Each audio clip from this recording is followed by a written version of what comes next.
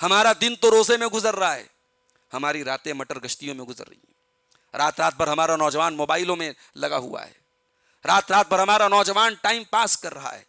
رمضان کی راتیں مٹر گشتی کے لیے ٹھیک ہے، کبھی آپ نکل گئے، کچھ کھا لیا، کچھ پی لیا، لیکن یہ رات رات بھر بیٹھ کر کے موبائلوں میں لگے رہنا، انسٹاگرام میں لگے رہنا، فیس بک میں لگے رہنا، یہ آپ کے روزوں کو، آپ کے رمضان کو برباد کرنے والی یہ چیزیں ہیں میرے ساتھی۔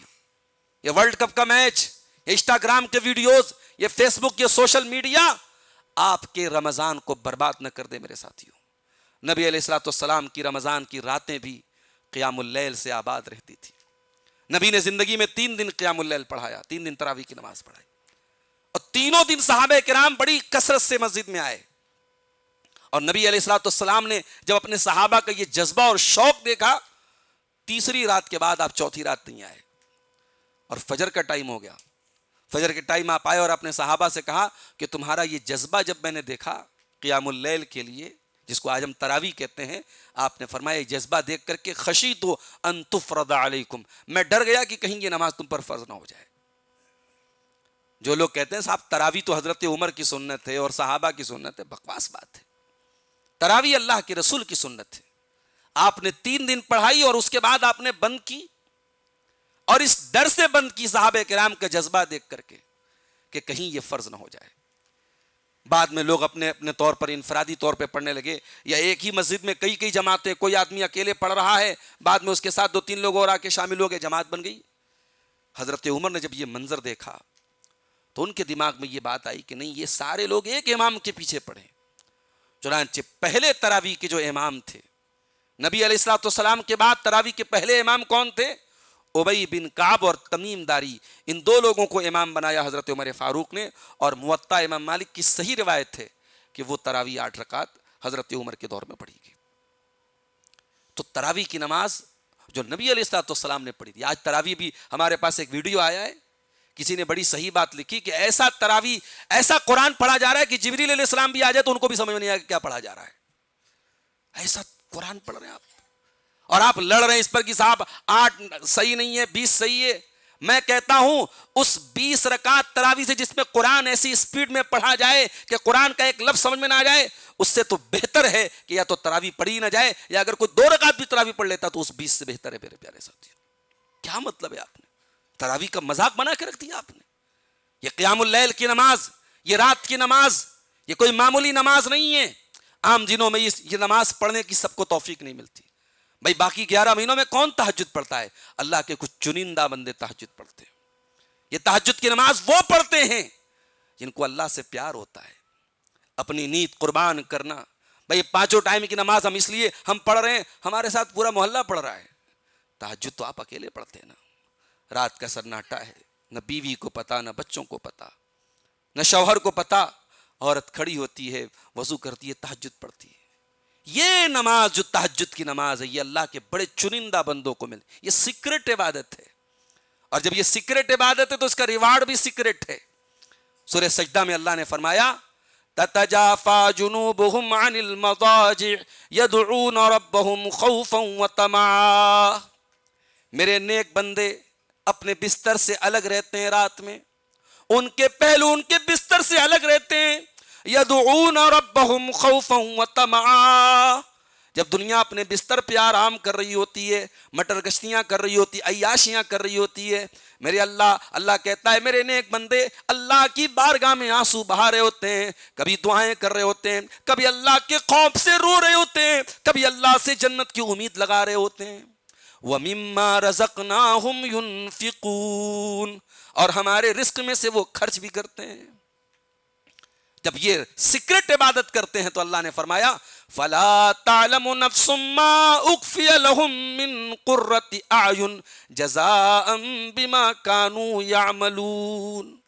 جب وہ سیکرٹ عبادت کر رہے ہیں، رات کی تاریکی میں عبادت کر رہے ہیں، تو اے میرے بندو، ان تہجد پڑھنے والوں کے لیے ہم نے کیا ریوارڈ تیار کر کے رکھا ہے، کیا بدلہ تیار کر کے رکھا ہے، اور جنت میں ان کی آنکھوں کی ٹھنڈک کا کیا سامان ہم نے بنا کے رکھا ہے، وہ تم سمجھ نہیں سکتے۔ یہ تہجد کی نماز ہے، اسی کو ہم تراویح کی شکل میں پڑھتے ہیں۔ یہ تراویح کی نماز نبی علیہ الصلوۃ والسلام کی سنت ہے، اور نبی نے پڑھی ہے، اور اللہ کے نبی کی جو تراویح تھی وہ ہماری تراویحوں کی جیسی نہیں تھی۔ ہمارے ہاں تو صاحب حافظ صاحب نے کسی دن ایک رکوع زیادہ پڑھا دیا تو ہماری تو پیشانیوں پہ بل پڑ جاتے ہیں. مسجد کی کمیٹی تو حافظ صاحب کا حساب لینے لگتی ہے, صاحب آپ نے آج زیادہ کیوں پڑھا دیا. ہمیں 10 منٹ 5 منٹ بھی ایکسٹرا نہیں, ہم تو صاحب بڑے شیڈیول والے لوگ ہیں, ہم لوگ بڑے ٹائم کے پابند ہیں. ظہر کی جماعت 1:15 پہ, تو کیا مجال کہ ہم 1:14 پہ مسجد میں آ جائیں. ہمیں سے بڑی تعداد ایسی ہے جو بیک بینچر ہے. عادت ہے ہماری, ہم پیچھے آئیں گے, ہماری ہر ٹائم میں 2 رکعت 1 رکعت چھوٹے گی. ارے اللہ کے بندو, کم سے کم رمضان میں تو کوشش کرو کہ پہلی صف میں جگہ مل جائے, پہلی تکبیر میں جگہ مل جائے, ظہر کی نماز ظہر کے پہلے کی سنتیں مل جائیں آپ کو. بعض لوگ نماز پڑھتے, معاف کیجئے گا, نماز کی روح نکال کے پڑھتے ہیں, نماز کی جان لے لیتے ہیں. فجر چھوٹ گئی, آرام سے اٹھے 9-10 بجے, نہایا دھویا, آرام سے پڑھیں. یہ کون سی شریعت ہے بھائی کہ آپ 10 بجے صبح پڑھ رہے ہیں فجر کی نماز؟ محمد رسول اللہ کی شریعت میں تو فجر کا یہ ٹائم نہیں ہے.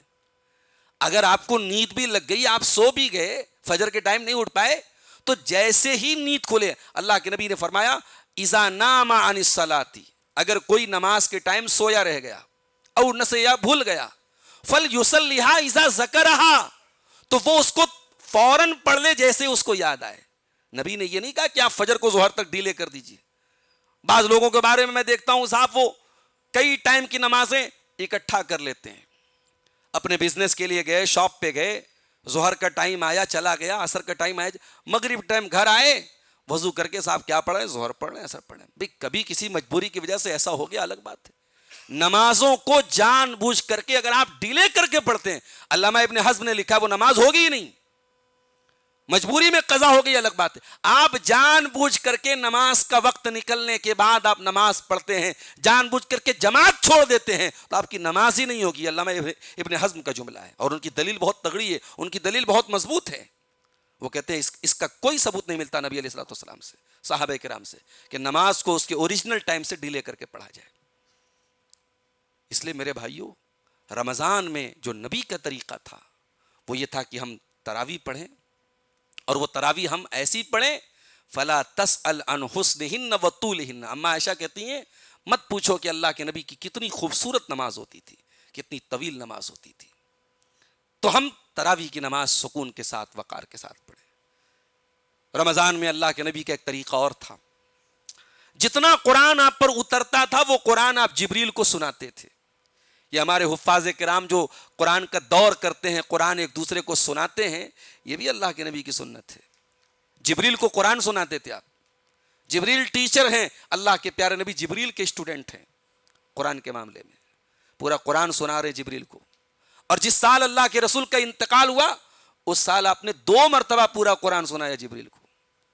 اور حضرت عبداللہ ابن عباس کہتے, بخاری کی روایت ہے کہ اللہ کے نبی جب قرآن سناتے تھے رمضان میں جبریل کو, تو اس وقت اللہ کے نبی صلی اللہ علیہ وسلم کی سخاوت کو پر لگ جاتے تھے.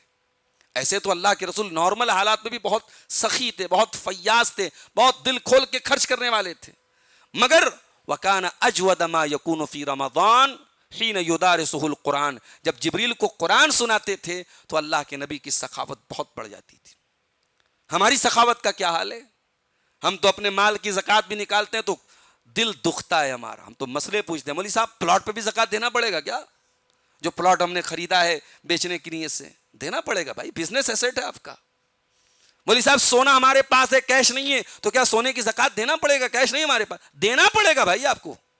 اس سونے کو بیچ کے دینا پڑے تو بھی دینا پڑے گا. ہمیں تو 2.5% زکوٰۃ بھی جو دینا ہے وہ بھی ہم کس کلیجے کے ساتھ دیتے, اللہ رحم کرے.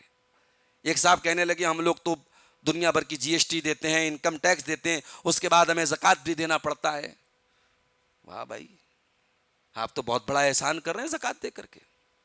آپ سیلز ٹیکس دے رہے ہیں, جی ایس ٹی دے رہے ہیں, انکم ٹیکس دے رہے ہیں, وہ اس لیے دے رہے ہیں کہ حکومت کا ڈنڈا پڑے گا نہیں دیں گے تو, اور اللہ کے ڈنڈے سے کی کوئی فکر نہیں آپ کو. یہ زکوٰۃ نہیں دیں گے تو اللہ کا وہ ڈنڈا پڑے گا کہ آپ کو سمجھ میں نہیں آئے گا. قیامت کے دن اللہ نے سورہ توبہ میں فرمایا یوم یحمى علیہا فی نار جہنم. قیامت کے دن یہ آپ کا سونے چاندی کا زیور, میری ماں اور بہنوں, میرے بھائیوں, جس کی زکوٰۃ نہیں نکالی جائے گی, یہ سونا چاندی جہنم کی آگ میں تپایا جائے گا. فَتُقْوَى بِهَا جِبَاهُهُمْ وَجُنُوبُهُمْ وَظُهُورُهُمْ. اور سب سے پہلے پیشانی کو داغا جائے گا. زکوٰۃ کے نام پہ سب سے پہلے پیشانی پہ بل پڑتا ہے. پہلے پیشانی کو داغا جائے گا، وجنوبہم پہلو کو داغا جائے گا. زکوٰۃ لینے والا آتا ہے نا تو پہلے ہم پہلو بدلتے ہیں، راستہ بدل لیتے ہیں، ارے وہ زکوٰۃ سامنے لینے والا آ رہا ہے. پہلو کو داغا جائے گا اور پیٹ دکھا کے بھاگتے ہیں، پھر پیٹ کو داغا جائے گا اور کہا جائے گا ھذا ما کنزتم لانفسکم، اے زکوٰۃ کی چوری کرنے والو، اے اپنے مال کی زکوٰۃ نہ دینے والو، یہ ہے تمہارے زکوٰۃ نہ دینے کی سزا. تو ہم تو زکوٰۃ بھی احسان کی طرح دے رہے ہیں. ہمارے نبی کا یہ طریقہ نہیں تھا میرے پیارے ساتھیوں. نبی علیہ الصلوۃ والسلام رمضان کے مہینے میں سخاوت اور بڑھ جاتی تھی، ہماری بھی بڑھ جانی چاہیے میرے پیارے ساتھیوں. نبی علیہ الصلوۃ والسلام رمضان میں قرآن سناتے تھے. ہم اور آپ قرآن کے ساتھ ہمارا کتنا تعلق ہے اس پر بھی ہم غور کریں. تراویح کی نماز کے علاوہ کیا ہمارے پاس اتنا ٹائم نہیں ہے 24 گھنٹے میں کہ ہم تھوڑی دیر بیٹھ کے کسی اچھے قاری کی آواز میں قرآن سنیں؟ آج اللہ اکبر یوٹیوب پر بھرمار ہے تلاوتوں کی. کوئی چھوٹا بچہ قرآن پڑھ رہا ہے، دل کھینچا چلا جا رہا ہے. کوئی افریقہ کا قاری ہے، وہ کالے کلوٹے ہیں، افریقن ہیں، حبشی ہیں، لیکن اللہ نے کیا آواز دی ہے ان کو، کیا انداز ہے. قرآن ایسا پڑھ رہے ہیں جیسے دریا بہ رہا ہے اور دل کے اوپر وہ قرآن طاری ہو رہا ہے. حرمین میں جو تلاوت ہوتی ہے، شیخ بدر ترکی تلاوت کرتے ہیں، شیخ عبد الرحمن السدیس تلاوت کرتے ہیں. اللہ اکبر. آپ سنیے کبھی کانوں میں آپ ایئر فون لگا کر کے وہ تلاوت سنیے، آپ کو ایسا محسوس ہوگا کہ ہم حرم میں بیٹھے ہوئے ہیں. تو قرآن کو سننا بھی ایک عبادت ہے. رمضان میں قرآن کو سنیے میرے پیارے ساتھیوں، قرآن کو پڑھیے. یہ قرآن وہاں کام آئے گا جہاں آپ کا بیٹا آپ کے کام نہیں آئے گا. قیامت کے دن اللہ نے فرمایا یوم یفر المرء من اخیہ وامہ وابیہ وصاحبتہ وبنیہ. قیامت کے دن باپ اپنے بیٹے کو دیکھ کے بھاگے گا، انسان اپنی ماں کو دیکھ کے بھاگے گا، اپنی بیوی کو دیکھ کے بھاگے گا، اپنے بچوں کو دیکھ کے بھاگے گا. کوئی کسی کا پرسان حال نہیں ہوگا. لیکن یہ قرآن قیامت کے دن آپ کے کام آئے گا. اقرؤ القرآن فإنہ یأتی یوم القیامۃ شفیعا لأصحابہ. پیارے نبی نے فرمایا قرآن پڑھا کرو، قرآن سفارش کرے گا تمہارے لیے قیامت کے دن.